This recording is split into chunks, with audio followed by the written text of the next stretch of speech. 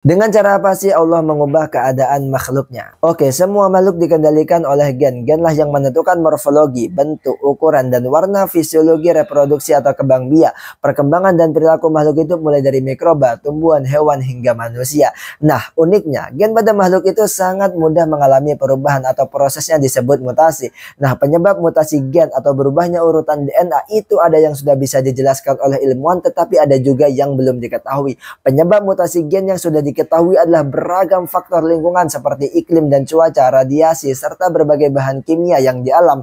Mutasi yang tidak atau belum diketahui penyebabnya oleh ilmuwan disebut mutasi spontan. Apapun penyebabnya, ketika pada suatu populasi makhluk hidup sespesies terjadi mutasi gen dan berlangsung dari generasi ke generasi, ketika itulah evolusi terjadi. Evolusi itu berlangsung secara terus-menerus dan bersifat non-specific goal oriented.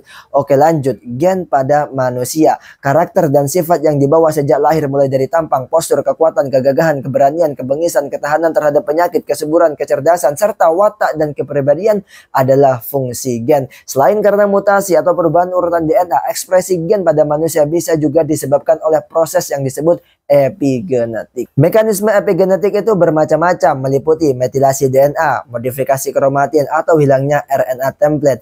Nah, berubahnya ekspresi gen baik karena mutasi atau epigenetik sangat berdampak pada kehidupan seseorang. Dampak itu bisa positif dan bisa pula negatif. Yang positif bisa dalam bentuk meningkatnya ketahanan terhadap penyakit, yang negatif sebaliknya mudah terserang penyakit. Selanjutnya, efek mutasi atau epigenetik pada manusia dapat diilustrasikan seperti ini. Seorang anak boleh jadi terlahir dari ibu dan bapak yang miskin dan tidak terdidik. Tetapi karena dia mewarisi gen dari ibu bapaknya yang mengalami mutasi spontan, dia terlahir dengan karakter yang berbeda dengan ibu bapaknya, mulai dari lebih tampan atau lebih cantik, lebih gagah, lebih kuat, lebih cerdas. Selanjutnya, karena si anak terlahir pada era yang sudah berubah, maka lingkungan sosial dan gaya hidup yang dihadapinya berbeda dengan yang dihadapi ibu dan bapaknya ketika seusia dia. Mungkin seperti itu. Lingkungan sosial, pola serta gaya hidup yang dihadapi dan dialami si anak pun berbeda, sehingga si anak menghadapi faktor-faktor yang memungkinkan terjadinya epigenetik pada gen-gen yang diwarisinya tadi.